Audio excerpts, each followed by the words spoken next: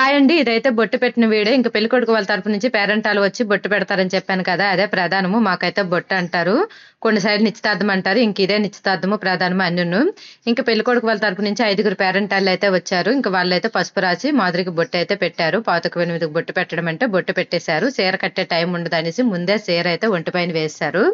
ఇంక తర్వాత బొట్టు పెట్టేసి పెళ్ళికొడుకు వాళ్ళ చెల్లి లేదా అక్క ఉంటే రింగు తొడిగేసి పట్టీలు పెట్టేసి ఇంక వచ్చిన 5గురు పేరెంటాలైతే గాజులైతే వేశారు. తర్వాత ఇవన్నీ అయిపోయిన తర్వాత చీర అయితే కట్టి ఇంక స్టేజ్ దగ్గర అయితే అందరం అయితే ఫోటోలు తీసుకున్నాము. ఇంక వాళ్ళు తెచ్చిన చీరలోనే వాళ్ళు తెచ్చిన అరటిపళ్ళు, పెడ, కొబ్బరికాయలు, నెక్స్ట్ పసుపు, బెల్లము చీర చెంగులో వేసి దేవుడి మొలైతే పెట్టిస్తారు. ఇంక తర్వాత మాదిరికి శారీ కట్టేసాము. పెళ్ళికొడుకు వాళ్ళు మాకు బొట్టు పెట్టేటప్పుడు పెళ్ళికొడుకు వాళ్ళ అమ్మ నాన్న అయితే రారు. ఇంక బొట్టు పెట్టేసిన తర్వాత స్టేజ్ దగ్గరికి వచ్చేటప్పుడు ఆ టైంకి అయితే పెళ్ళికొడుకు వాళ్ళు అయితే వచ్చారు. ఇంకా బయటనే ఉన్నారు. వాళ్ళైతే ఆ రోజు మా ఇంట్లోకి అయితే రారు. ఇంకా స్టేజ్ దగ్గర అయితే అందరం ఫోటోలు అయితే తీసుకున్నాము. తర్వాత వచ్చిన వాళ్ళకైతే ఇంక ఇంట్లో అయితే భోజనాలు పెట్టాము. మాకు సారెంత ఎక్కువగా ఉండదు. ఒక అరిసెలో పట్టుకెళ్ళాము. ముందు రోజు చెప్పాను కదా సారని.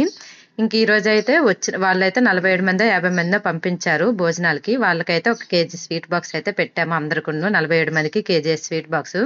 ఇంక కొంతమందికి అయితే లోపల భోజనాలు అయితే పెట్టించాము. పేరెంటాలు కదని కొంతమందికి అయితే బయట, మొత్తం అయితే ఇంట్లో సరిపోరని బయట కూడా పెట్టించాము భోజనాలకి. ఇంక అందరికీ ఇలా భోజనాలు పెట్టేశాక ఇంకా మేమైతే స్టేజ్ దగ్గర అయితే కొన్ని ఫొటోస్ అయితే తీసుకున్నాము.